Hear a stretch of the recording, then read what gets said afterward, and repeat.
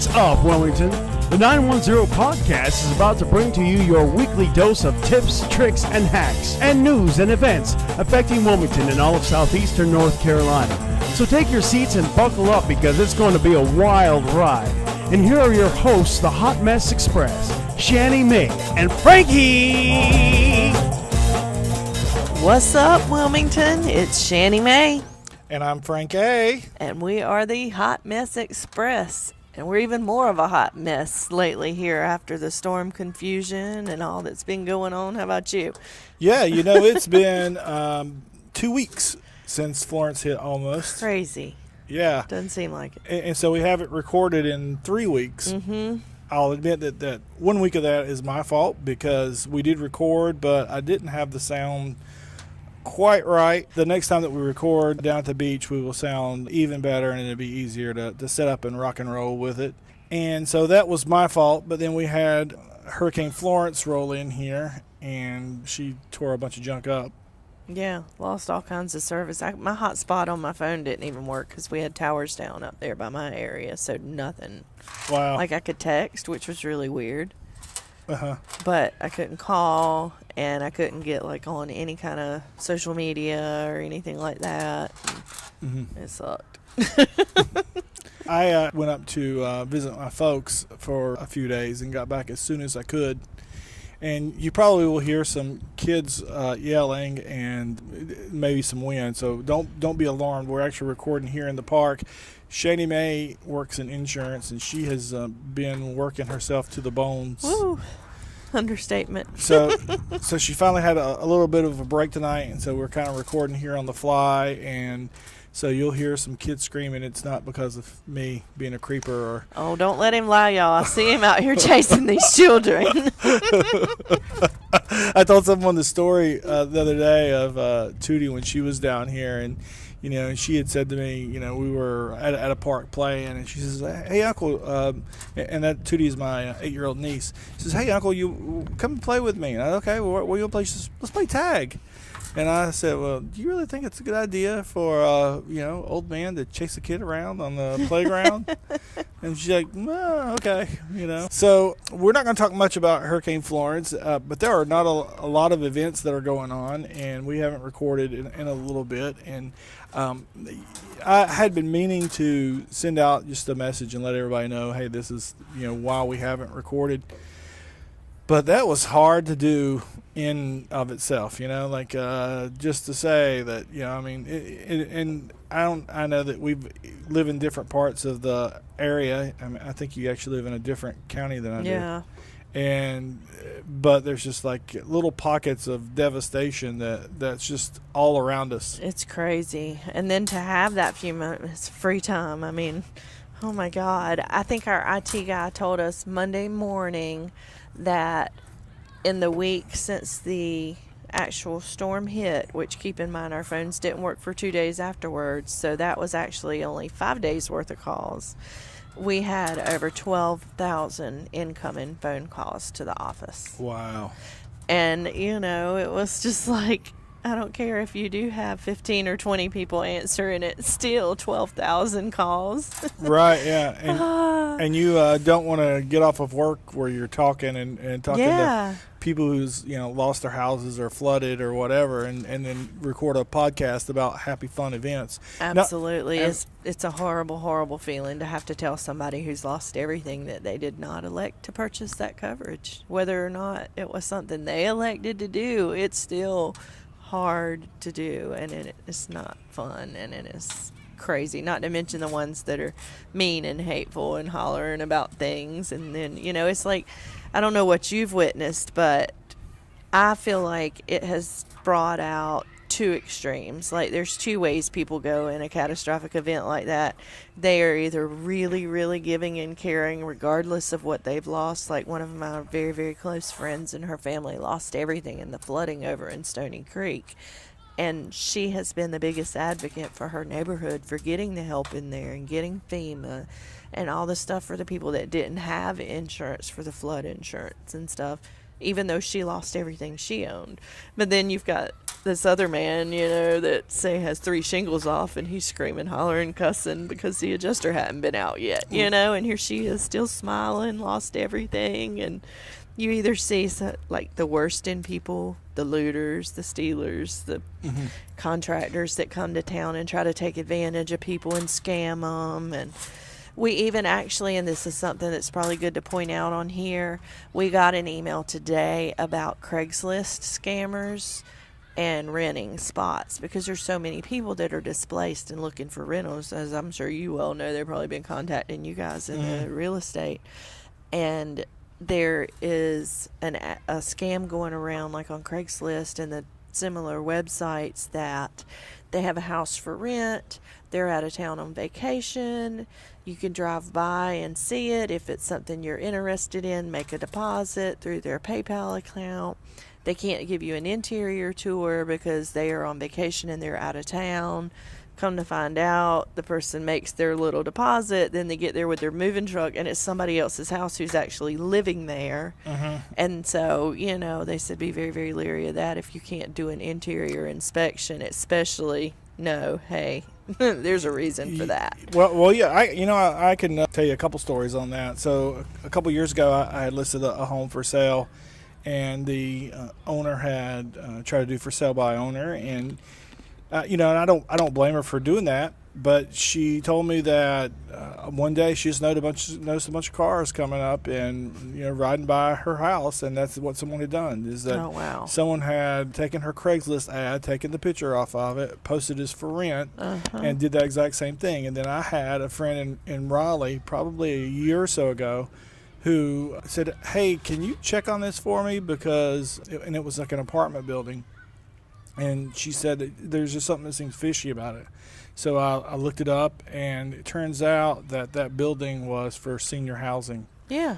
And so, and the person had some story like they were in the military and I can't remember where they were, but it was complete, just BS. So, definitely be careful on Craigslist. There's a ton of scammers that are out there, and it's a shame that you have to do that, but I think that Craigslist has made it so much easier to scam because you're anonymous, and I'm glad that Facebook the marketplace is growing, so you actually know who it is that you're dealing with, and you can see how long they've been on Facebook, and whether they're local or not. Well, even all the repair businesses that are out and about in town that have came to town to quote unquote assist with the damage, there's so many of them that are actually scammers. You have to be careful too, because I know I've had a lot of elderly clients call in. I had a lady call the other day. The man had told her it was going to be right at $4,000 to remove one tree off her house, and she said the tree was not even big enough that it had done damage to the home, so it couldn't have been like one of those giant oaks that fell through the house. You know what I'm saying? And to tell that little lady, she's 83 years old, she doesn't know any difference, that it would be $4,000 to remove it, when somebody else comes along behind him and tells her 14, that is an actual reputable local. Yeah. And that just goes to show you how much they're gouging. Well, but here's the thing, though. So many people were calling these companies that they couldn't get in touch with them, and then these people come in and put signs up on the side of the road. So I mean, I don't know that there's an answer, but when you've got a tree that's on your house and you can't get a return phone call from somebody that's local, what are you going to do? And I think that people set their price. People who come from out of town, it's good that they come from out of town to do the business, because I mean there's more trees down than we could ever cut. But yeah, I do agree that some of the prices were through the roof. We've seen a lot of that, so definitely verify. If you're not familiar with the business, if they've not done repairs for family, friends, neighbors, whomever that you've heard good things about, reach out, check with the Better Business Bureau, verify their insurance. I say have their insurance agent email you a certificate of insurance. Then you have a contact at their insurance company. Don't have them hand you one out of their truck that they could have printed out offline and filled in and it be not real. A lot of people don't think that either. And so there's just so many ways for them to scam. Do everything possible to verify somebody if it's not a company that you are familiar with, because once they're gone, they're gone. You may never find them again, just for the simple fact they are out of state. Yeah. So, I told you about my friend had some trees, and it was $10,000, and it was a big old oak. But then they also took 2 or 3 down, but they had to bring out a crane. They had to bring out the bobcat, and I mean it was. And in that case, when you've got a downed tree on your house that is leaking water into it, and you can't get anybody that's local to call you back, right. You do what you can, absolutely. Yeah. But we've also seen some that are from out of town that are doing the really reasonable, good prices that they should. They're not gouging. They're honest people that are really, truly just here to try to help, charging their prices that they would at home, I guess, because they're no different than the local people. And so they're out there. You just got to be careful. And so, we didn't really have a good format planned. I mean, there's not a whole lot of events to talk about. But we did want to talk about a couple things that you can get out and do. And I got back into town on Tuesday. Today is the following Thursday. So, we're talking about 10 days almost that I've been here. And when I first got back in town, the roads were blocked. A lot of stoplights were out. And so, our infrastructure is getting back to somewhat normal. And when we were looking at events a little bit ago, we did see that a ton were still canceled and postponed. And before we get off of Hurricane Florence, there is an event this weekend, the 28th, which is Saturday, from 9 to 6 at the Independence Mall. Friday's the 28th. Is it? Because this thing says Saturday 29th on mine. Hold on, let me look at the calendar. No, you're right. So this is tomorrow. So I'll get this posted tonight. So this is tomorrow from 9 to 6. And it may actually go for 2 days, but then it may not, because this is the Department of Insurance is going to be at Independence Mall, and they are going to be talking about Hurricane Florence and your insurance and giving you some advice. I know there's also one at Lowe's Home Improvement on College Road tomorrow. It was in Surf City today, and they're moving their way down. I believe, if I'm not mistaken, Sunday or Monday, it will be at the one in Monkey Junction, but it's basically the same thing. It's not the Department of Insurance. I think it's Universal Property and Casualty that's doing it, but they'll have other companies out there, and they're answering questions regarding standard claims, homeowners, just trying to help people to understand what their coverages are and what they may need to do if they don't really fully understand the policies. And I think FEMA may be there as well. Yes, so this is Friday, September 28th. This is from 9 until 6 at Independence Mall, which if you are not working or took the whole week off to get cleaned up, or were on vacation anyway, or you're a stay-at-home parent, it would be good to get out. You can also go to the mall and do some shopping. But basically, the Department of Insurance is going to be there with a insurance camp, and talking about how to file claims, how to ask questions of insurance carriers, and it's going to be at the Sears parking lot, and there'll be a bunch of insurance companies there as well, and the Department of Insurance. And I'm going to give out a phone number that is 910-392-1776 that you can call and get more information. I think that would be a great help. When I saw the email come across about the one they were having in the Lowe's parking lot, so I thought, oh, that's a good idea. So that's nice. I didn't realize they were doing that one. No one had told us about it. The Wrightsville Beach Brewery is also doing a fundraiser Saturday the 29th to benefit Hurricane Florence relief. Let's see here. It's from 2 to 8 p.m. at the Wrightsville Beach Brewery there on Oleander Drive, right before you go across Bradley Creek. They have music starting at 3 p.m. It is $10 suggested donation to attend, but of course all donations go to the relief benefit. So if you're able to give more, please do help out the area. They also said that there is $1 from each beer that is sold that will be donated to the cause as well. All the bands involved have graciously donated their time, so there's no charges for any of them. Everybody's donating to be there. There's also a after party there. the $10 suggested donation for that as well if you decide to stay. There's some raffles. There's going to be a fun package from the Trolley Pub pedal bike tour. It's up to $250 in value. A Yeti Super Tailgate package from the Reddick store. A surf package from Sweetwater Surf Shop. And all kinds of different feel-good packages from like area makeup artists, hair people, spas. There's a landscape project or a routine care maintenance package from Bowman's Lawn Care. And all this is going to be going on again at 5329 Oleander Drive, which is Wrightsville Beach Brewery, on Saturday from 2 to 8 p.m. So it looks like there's going to be a pretty good time there. The bands from 3 to 3:45 is Michael Akins. 4 to 4:45, Travis Shallow and the Deep End. 5 to 5:45 is Blue-Footed Boobies. I'm not real sure about who they are, but it sounds interesting. 6 to 6:45 is Elephant Cowboy.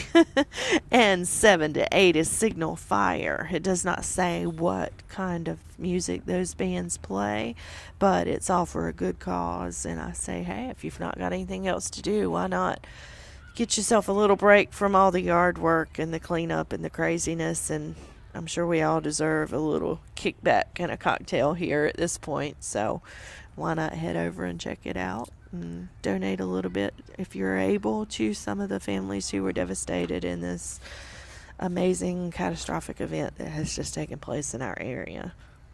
Yeah, I have. I love that place. I haven't been over there in a while, but I know the owner, Judd, and he is an awesome guy, and he's worked really hard there. I have only had, I think, one thing to eat there, but I hope that in our future top 5 episodes we can talk about maybe the top 5 breweries or something like that around here. Maybe we can hit up the event Saturday too and just kind of check it out. And if you're not busy this weekend, I don't think I have a whole lot of plans.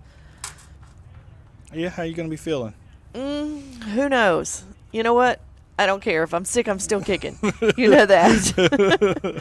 Thank goodness. For those of you who don't know, he gave me a ride to the ER on Saturday because I had a little bit of some issues going on, sore throat, and, oh gosh, just craziness. And, of course, antibiotics. And I'm a little sad because I can't have a cocktail here and there. But the pharyngitis they said I had is now turned into strep.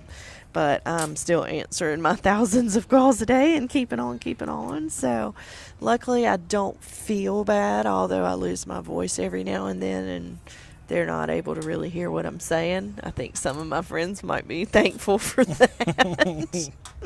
But hey, I'm okay, and I'm just grateful that I'm not feeling too bad from it anyway. So, and the fact that I had a friend to drive me so I could get there and they could do what they needed to do. And, hey, thank you. Yeah, no, my pleasure. I'm glad to be able to help out. It was interesting. There was a guy that came in that was, I don't remember what was wrong with him. Oh, they thought he might have kidney stones. Oh, goodness. Yeah, and he was all mad at his mom for going in there, and that was kind of funny to see, you know. Like, yeah. Since I don't have kids, it's interesting to see like a teenager with like attitude, you know. Well, what are we here for, Mom? Gotta put all those extra. Yeah. Too funny. Yeah. Oh, what in the world? Yeah, they're blessed. If they only knew. That's what they used to always tell us, and now we're looking back and we're like, oh yeah, now I know what Mom was talking about. By then it's too late. So we're hoping that next week we will be back to our normal self. You know, we probably will talk a little bit more about the top 5 episode that we did, which really seems to be the most popular episode that we did. And we were going to do the top 5 the first episode of every month, but I think that we were going to skip October and just get back to normal and then jump back to top 5 in November, because we really haven't talked about, you know, the top 5 that we did and talked about the winners, and we haven't been able to really celebrate those. And And the one, I don't know if we'll be able to get into Indochine to even give them their certificate. Yeah. I'm devastated. When I saw that, I was like, oh my God, I got to send it to Frankie. Yeah, I don't know if they're back and open yet, but I don't know. But they had the tree fall on, and A big tree, yeah. and then their head chef, his wife passed. Yes, I saw that. And it was just so sad, the whole thing. Yeah, she They've had passed. all kinds of stuff. Yeah, from a stroke while they were evacuating. And I mean, that's just horrible. I mean, that is, you know, my favorite restaurant and my number one restaurant pick in the area. So yeah, that's devastating. And you know, just a reminder as we close out here, you know, to you know, go and support the local businesses. They were closed, and they you know, the employees that work for Tibbs were out of that money. You know, no one's got. Oh, I do see that they were open. They're open. Good. Yeah. Well, we'll have to go and support them. Yeah, and they're really, really, really nice people. And if you haven't listened to our top 5 episode, if this is your first one, go back and listen to that one. And you know, some of our most of our podcasts, we, you know, talk about events that are going on in the week, so it wouldn't do you a heck of a whole lot of good to go back and listen to those, because we were talking about events that happened, you know, some time ago. But the top 5 episode that we recorded, which is the last one here on our list, is one that you can listen to anytime, because, you know, we're just talking about the top 5 restaurants, and we've got Shani Mae's top 5, my top 5, and we're going to do that the first of every month, the first podcast of every month, skipping October. Yeah, so we will be back to normal hopefully next week, and then we will be working on our top 5 and talking about Halloween, and hopefully get some more events that are going on. And hopefully next week there'll be less events that are canceled than there were this week. I mean, there were a ton. So go out this week and support your community. You know, buy your family a nice big meal, because they were probably out of work and might be having a tough time paying their bills. And if you've never relied on tips to support yourself, it can be not an easy task to do. So, and it's not like businesses just have the money to, you know, pay people to stay at home while they Are losing income themselves for being closed. yeah, absolutely, exactly. So get out, go do something fun, spend some time with your family, you know, help people clean up. And we will be back with you next week with another fun, exciting podcast where we talk about what the heck is going on here in Wilmington. Yeah, we're going to decide who we're going to be through the month of October. That's why I love that, because it's the only time of year you can be somebody else and get away with it. You can legally be somebody else through Halloween, right? Oh, wow. Well, I'm interested in hearing who you're going to be. So, I don't know. I can't decide. I think we should see. Okay, first of all, let me just say that Halloween falls on a Wednesday this year. So does that mean I get to party the weekend before and the weekend after? Or how are they going to do that? Do we get to dress up both weekends and go out? And the night of? And the night of. So, you know, we're going to have some costumes, and we need to do some in conjunction, and we need to make some rounds and take pictures for our site, and record a little live stuff here and there. Maybe we can interview some people with some kind of different interesting costumes and what made them think of them. And I think October's going to be a good time, boys and girls. Yeah, okay. Well, so there you can follow us on Facebook at 910pod, Instagram 910pod, Twitter 910pod.